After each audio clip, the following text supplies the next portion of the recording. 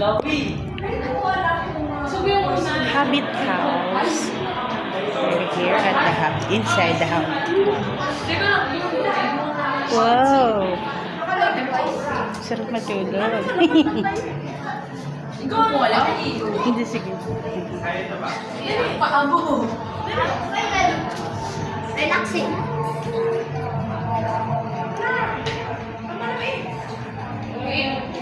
Faith.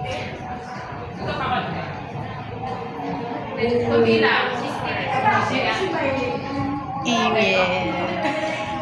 Email. Kian. Wait. Ang cute naman ng mga chairs. Pang-habit talaga. Habit chairs.